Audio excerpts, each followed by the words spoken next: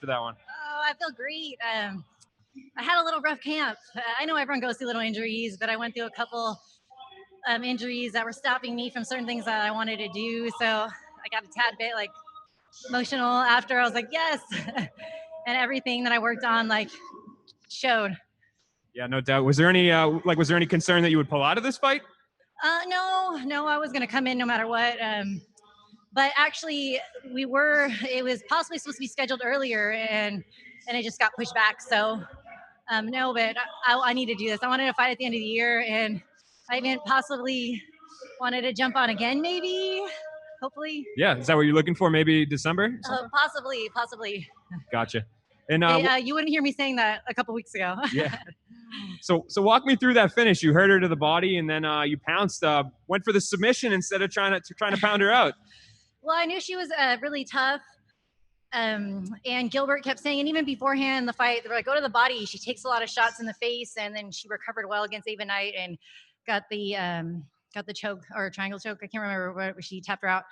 And so when I just heard her, I wanted to get the finish, and I was like, the easiest way is to submit her or make her tap or put her to sleep.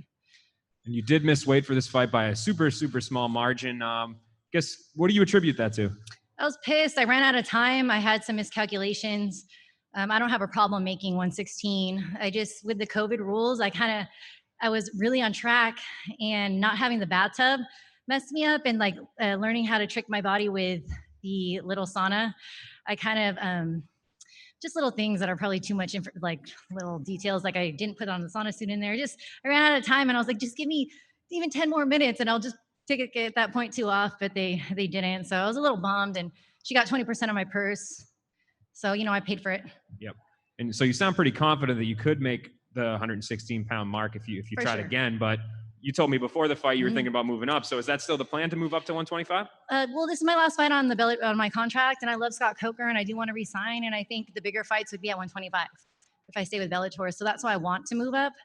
And I think I can, and I wonder how I'll feel a little better, because 116 is, it's really discipline, a lot of discipline. But since Bellator is promoting the 125, I want to get in the mix. Awesome, thank you. Okay, we'll take a couple from the internet here, starting with Jim Varsloon. Congratulations. You mentioned the injury. I'm curious then, and obviously you look great in your fight, but did it change the game plan going into the fight? No, the type of injury I had didn't. No, it didn't. There was some positions, I think if I got in, I would, instead of going for a certain position, then I would have gave it up. But in any of the striking department, it wasn't bothersome at all. Today, leading up to the fight, was it a little more anxious just because you had that injury and you were dealing with it and then you felt fine? But was there a little more anxious because of that? I don't know. Yeah, I think there was a lot of struggles in training camp, but everyone has struggles. I mean, I don't think really any fighter goes in 100%. So I'm not, out of the ordinary, but I did have a little bit more just anxiety. It's been a while, and just a little bit, but it's fun. If I wasn't nervous, I wouldn't be me. I think it gives me my little edge, and that's how I am. And Keri, do you watch your fights then obviously afterwards, look at it, pick out things, go through that whole process? And how important is that for you? I do. I analyze. I watch a lot of tape. I analyze. Even right now, when I was walking out, I told Gilbert, sorry I didn't throw in the hooks soon enough. I snapped on the choke, and I heard him yell, like, put in your hooks. And I was like, oh, sorry. It was a little delay a bit. So right away, I know that, and I'll have to watch. I think she hit me with a couple jabs, being a southpaw, nothing that fazed me, but yes, I will go back and I'll look at see what I can improve on. And then lastly, you mentioned about Bellator and the options coming up. Are you going to explore other options as well? Is this something, let me deal with Bellator first and then look at other things, or you just want to look at everything right now? Well, I love Scott Coker. He's been so awesome to me, and I would love to resign. I want some big fights that build me up better, and I think that's in the 125 division. So I'll have to re-talk with Gilbert, he's my manager, and Scott, and figure it out what is the best option. But I'll do what they say. But I hope if they decide to do a strawweight tournament, I would love that. Dan? Hey, Keri, congratulations on the win. Thank you. You were telling us before the fight about fighting multiple times in 2021, about 5 or 6 times, if I'm not mistaken. 3 or 4, but 5 or 6. I hope if I come out with no injuries, like today, I'm still dealing with the lingering thing, but it's nothing super serious. So, but Well, yes. if you were to fight multiple times, especially if you were to maybe get a December fight, is there anybody you have your eye on, whether at 125 or 115? Anybody in particular? Let's see. I really don't have anything in particular. I just started talking about I was kind of flirting with the idea of 125 for a while, but I don't really have anyone on my eye. I think, all of the roster that he's promoting, any one of them is a good match. I don't know if he signed 115. I know Ava Knight is 115, but I know that Emily beat her. So I beat Emily. I want something that's going to, bring me up and a bigger fight for me. And while you were dominant inside the cage, is there anything you believe you can improve on for next time? Like truly that you believe that you'd be better off 100% on next time around? I always want to improve my all-around game. I got hit with a jab from her, and I didn't like that from the southpaw because I don't think she's that fast. But